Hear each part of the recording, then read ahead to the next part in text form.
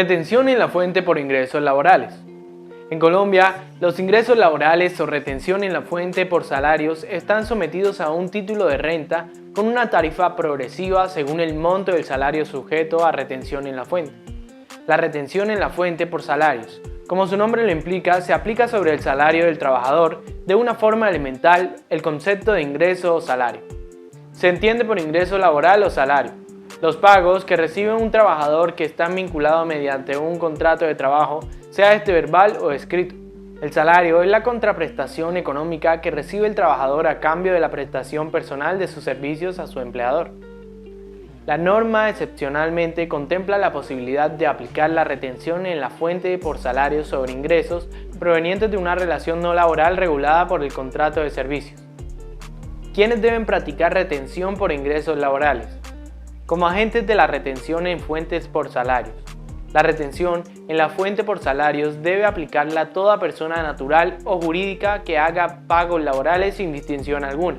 Así se desprende la lectura del artículo 383 del Estatuto Tributario cuando dice que la retención debe efectuarse sobre los pagos efectuados por las personas naturales o jurídicas, las sociedades de hecho, las comunidades organizadas y las sucesiones ilíquidas.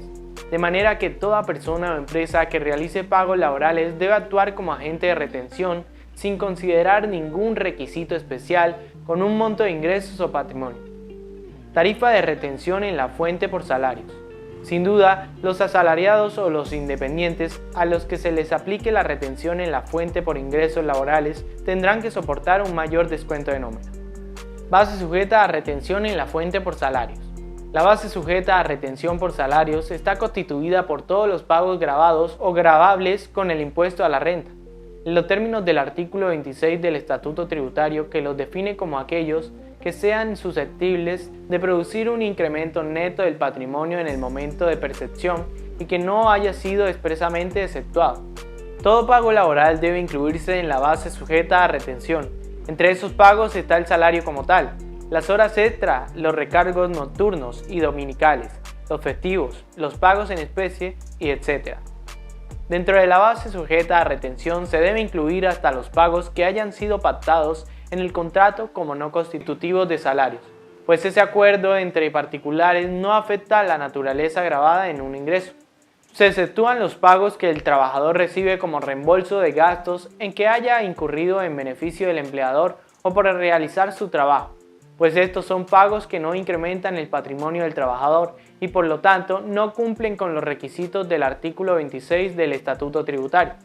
Pero esa base inicial está sujeta a una depuración que consiste en restar todos los pagos que la ley ha considerado como rentas exentas, ingresos no constitutivos de la renta o ganancia ocasional, y en general todos los que la ley prevé que se puedan restar para efectos de aplicar la retención en la fuente. Depuración de la base sujeta a retención. De total de ingresos gravados se restan los ingresos no constitutivos del renta ni ganancia ocasional y en las rentas de trabajo exentas que se tengan en el trabajador. El artículo 388 del Estatuto Tributario señala que la depuración de la base del cálculo de la retención se realiza de la siguiente forma. Primero, los ingresos que la ley de manera taxativa prevé como no constituidos de renta ni ganancia ocasional. Segundo, las deducciones a que se refiere al artículo 387 del Estatuto Tributario y las rentas que la ley de manera taxativa prevé como las exentas. Conceptos que se restan de los ingresos gravados. Entre los conceptos que se pueden restar de los ingresos gravados para disminuir y determinar la base sujeta a retención tenemos los siguientes.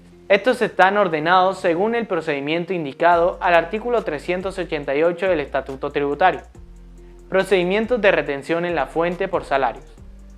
El Estatuto Tributario contempla dos procedimientos para determinar la retención en la fuente por ingresos laborales, y el agente de retención aplicará cualquiera de los dos según su voluntad o según lo solicite el trabajador sujeto a retención. En los dos procedimientos o métodos se aplican los mismos descuentos y beneficios. Lo que cambia es la forma de calcular o determinar la base sujeta a retención.